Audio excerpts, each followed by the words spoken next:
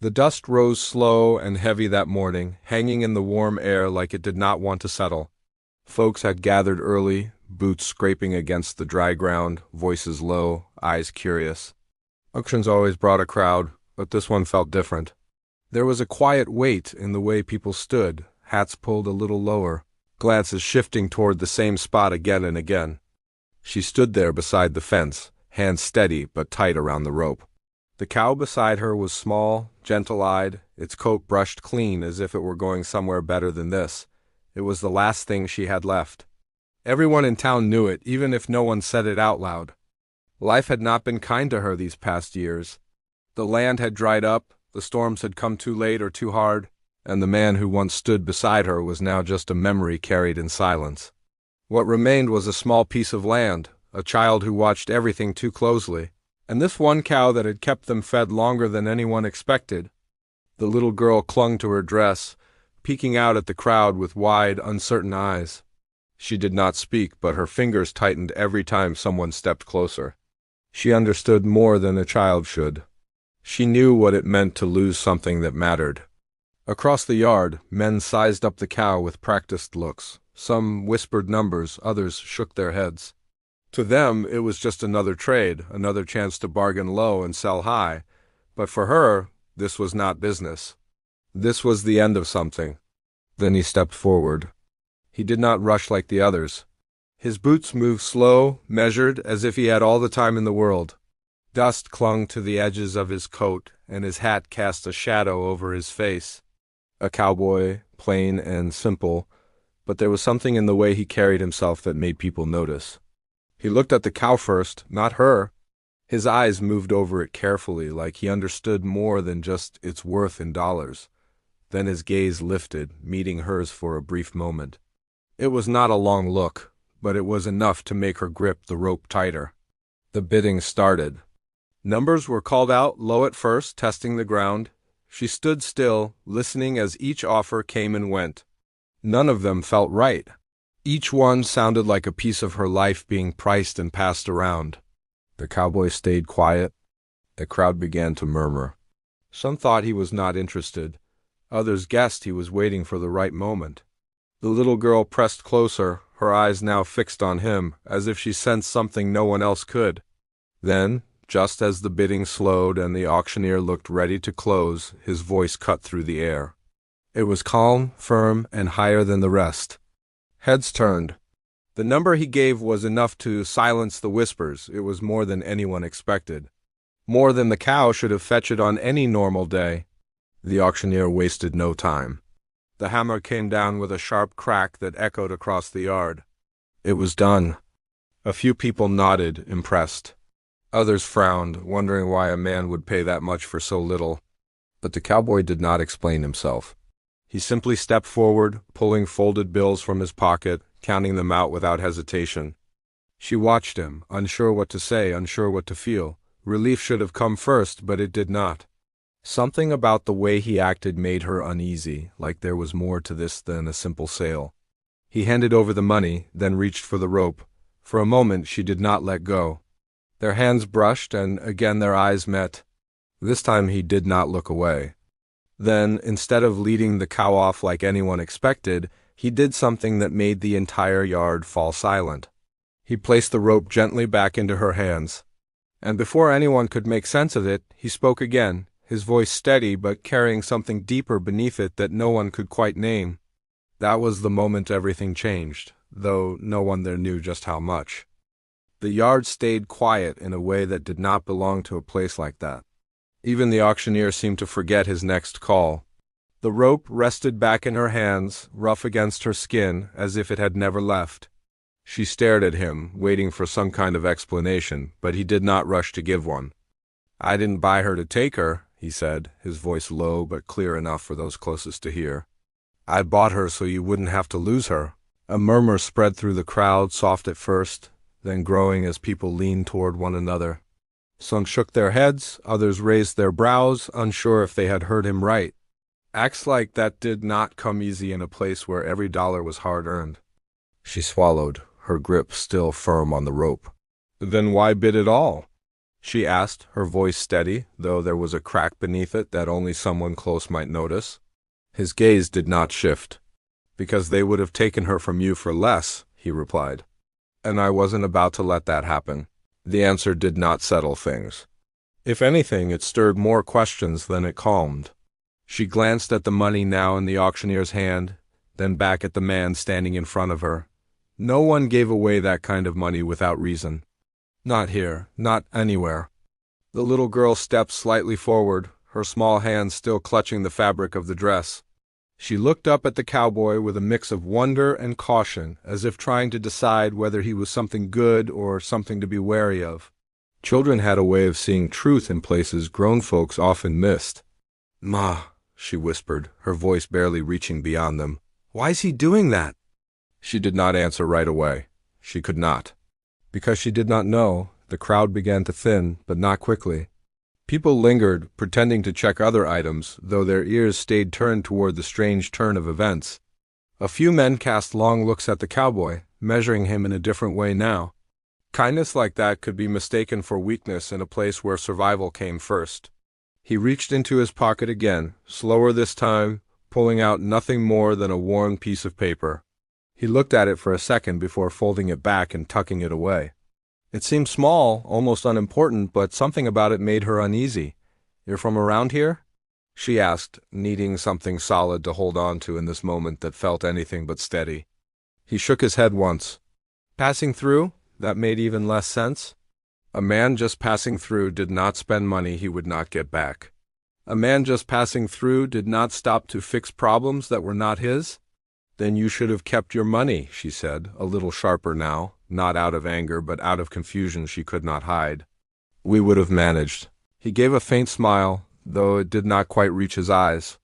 "From what I've seen, you've been managing alone for too long." The words landed heavier than he might have meant them to. She straightened slightly, pride rising up to meet whatever pity might have been there. She had carried her weight without asking for help. She had done what needed to be done. "I didn't ask for saving," she replied. "I know," he said. "That's why I didn't ask if you wanted it." That answer should have upset her more than it did. Instead, it left her quiet, unsure how to respond. There was no arrogance in his tone, only a kind of certainty that made it hard to argue against. The little girl looked between them, her eyes moving from one face to the other. "Are you staying?" she asked suddenly, the question simple but carrying more meaning than it seemed. The cowboy hesitated, just for a moment. It was the first time he looked unsure. "I wasn't planning to," he admitted. The wind shifted, carrying the smell of dust and dry grass across the yard. Somewhere in the distance, a door creaked and a horse stamped its hoof. Life moved on around them, but right there, everything felt held in place. She adjusted her hold on the rope, the cow shifting slightly beside her, calm despite it all. "Then why does it feel like you're not telling the whole truth?" she asked, her voice quieter now, but more direct than before. He met her eyes again, and this time there was something different in his expression. Something heavier.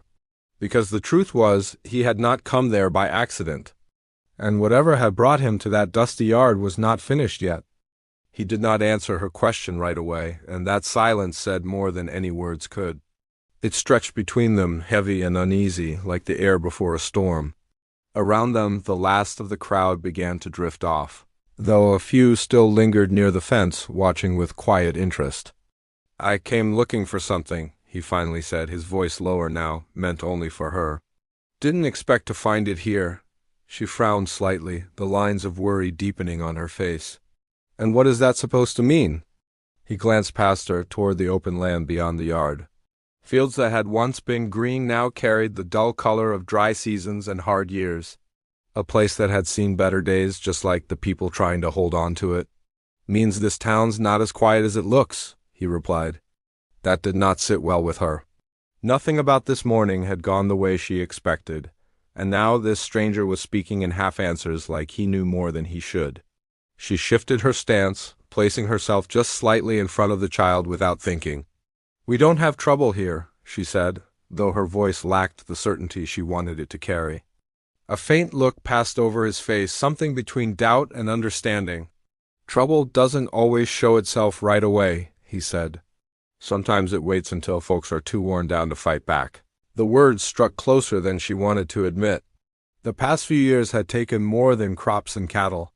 They had taken strength, hope, and the will to keep pushing without question. She had felt that weight every single day. Before she could respond, a man stepped closer from the edge of the yard. He was older, broad-shouldered, with a face that carried more authority than kindness. He had been watching for a while now. "That was quite a show," the man said, his tone flat but edged with something sharper beneath. His eyes moved from the cowboy to the rope still in her hand. "Didn't know we were handing out charity today." The cowboy turned slightly, his posture calm but alert. "Wasn't charity," he said. "Just making sure a fair deal stayed fair?" The man gave a dry chuckle, though there was no humor in it. "Fair's got a different meaning depending on who's speaking." She recognized that tone.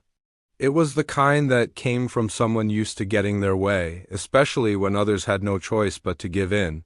Her grip on the rope tightened again. "We had an agreement," she said, facing the older man now. "The cow was to be sold at auction." "That's what happened." He looked at her, then back at the cowboy. "And yet here she stands with it still in her hands. Doesn't look like a sale to me." A few more people slowed their steps, drawn back by the rising tension. The little girl pressed closer again, her small fingers curling into the fabric at her side. The cowboy took a step forward, placing himself just enough between them to shift the balance. "Money was paid," he said. "That's all that matters." "Maybe to you," the man replied. "But around here, we keep things simple. Ownership changes when the deal is done." "No take-backs? That your rule?" the cowboy asked. "It's how things stay in order." There it was. Not law, not fairness, control. She felt it settle in her chest, that familiar sense of being cornered by something bigger than herself. The auction had been her last choice, not her first. And now even that seemed like it might be slipping into something else. "You already got your share," she said, her voice firmer now. "There's nothing more to take." The man's eyes narrowed slightly. "That depends." On what, he did not say. He did not need to. The cowboy's expression hardened just enough to be noticed. "Sounds like you're asking for trouble." The man held his gaze. "No, I'm saying it's already here." The wind picked up again, brushing dust across the ground between them. It felt like the whole yard was holding its breath, waiting to see which way this would turn. She looked from one man to the other, the weight of the moment pressing down on her. This was no longer about a cow. It was about something deeper, something tied to the land, to the people, to whatever quiet struggle had been building long before today. And now, somehow, she was standing right in the middle of it. The air felt tighter with every passing second, like the ground itself knew something was about to break. No one moved. Even the few folks still standing nearby kept their distance now, watching in silence as if stepping closer might pull them into something they could not escape. She kept her hold on the rope, though her hands had started to tremble. The cow shifted again, sensing the unease, its calm nature beginning to fade. The little girl leaned into her side, eyes wide, not fully understanding what was happening, but feeling the weight of it all the same. "What do you want?" she asked, her voice steady despite the fear rising in her chest. The older man did not answer right away. He looked past her again, out toward the land, as if everything out there belonged to him in ways no paper could prove but everyone still believed. When he spoke, his tone was quieter, but it carried more than before. "This land's been changing hands," he said. "Slowly, piece by piece. Folks fall behind, they sell what they can and what they can't. Well, that gets settled another way." A cold feeling ran through her.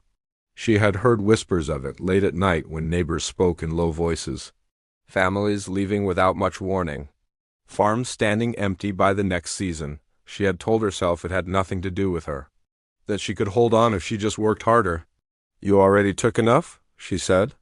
"We paid what was owed. For now," he replied. The meaning hit harder than anything he had said before. This was not about today. It was about tomorrow and the day after that and every day that followed. It was a line that kept moving, one she would never be able to catch. The cowboy shifted his stance, his presence firmer now.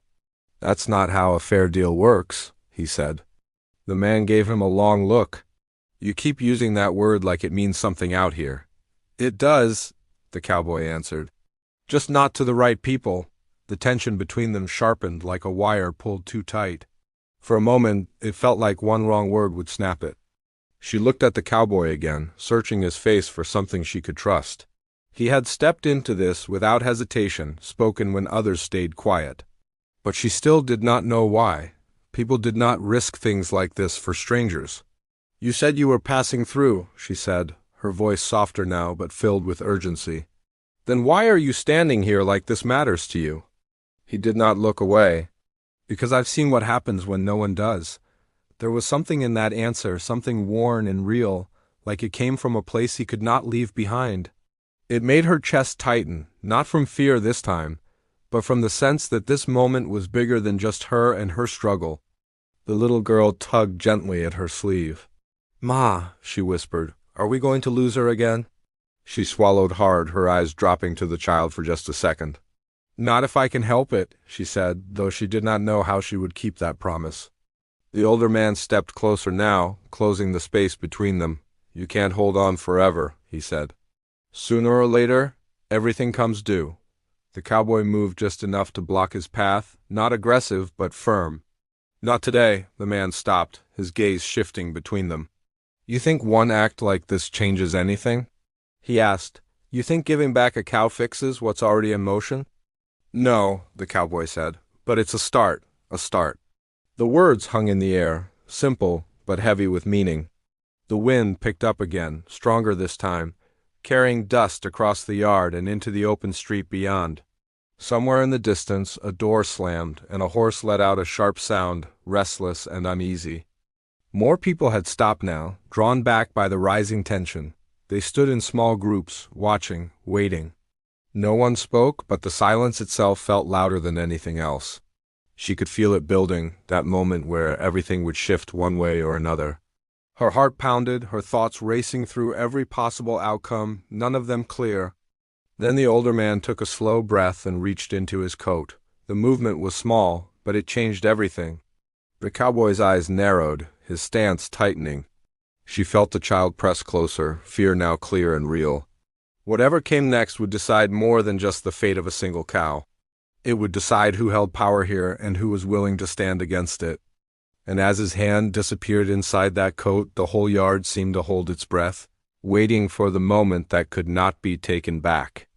For a second, no one moved. The man's hand stayed inside his coat, and every eye in the yard fixed on that single motion. The air felt thin, like it might snap if anyone breathed too hard. Then he pulled something out. Not a weapon, not a threat, but a folded stack of papers, worn at the edges and marked with ink that had seen better days. He held them up just enough for the cowboy to see, a faint, knowing look crossing his face.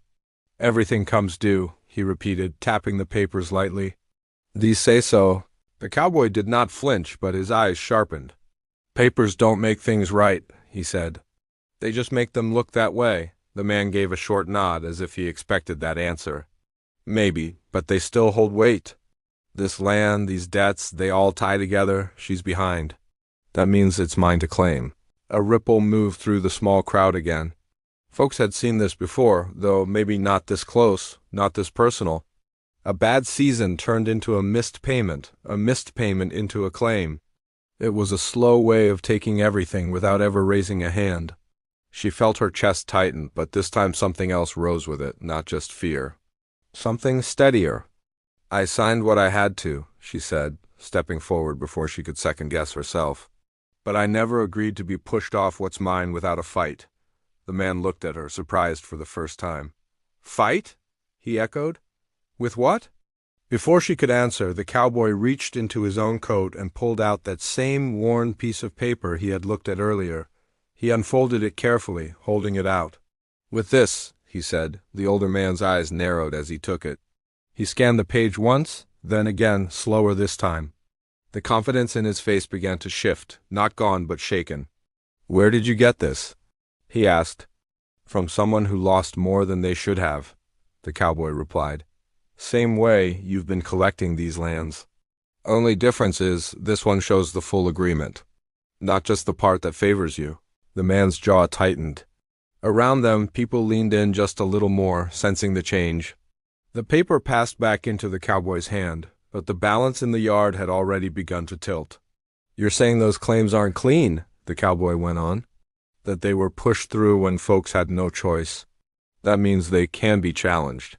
A low murmur spread again, but this time it carried something different. Not fear, hope, small but growing.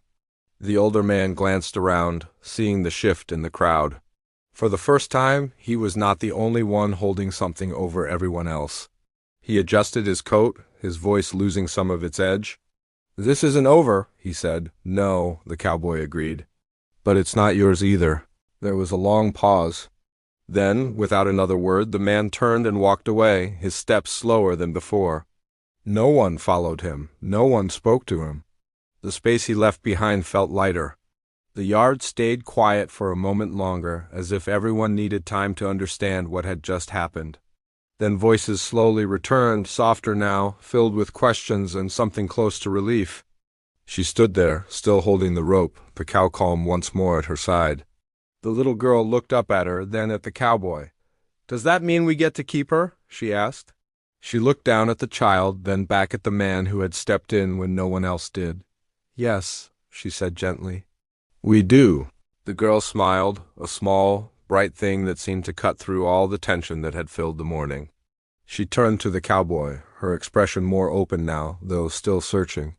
"You didn't have to do all this," she said. "I know," he replied. "But some things are worth standing for." She nodded slowly, understanding more than she could put into words. "And the proposal?" she asked, a hint of curiosity in her voice now. He took a breath, not looking away this time. "Stay," he said, "not just today.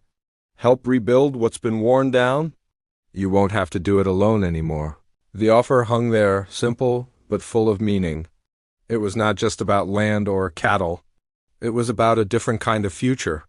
She looked out at the fields, then at the people slowly returning to their lives, and finally at the man standing in front of her. For the first time in a long while, the weight on her shoulders felt a little lighter. "We'll see," she said, though there was a softness in her voice that had not been there before. The wind moved through the yard again, but it no longer felt heavy. The dust settled, the tension eased, and somewhere deep down, something new had taken root. Sometimes all it took was one moment, one choice, to change the course of everything. Thanks for watching this story.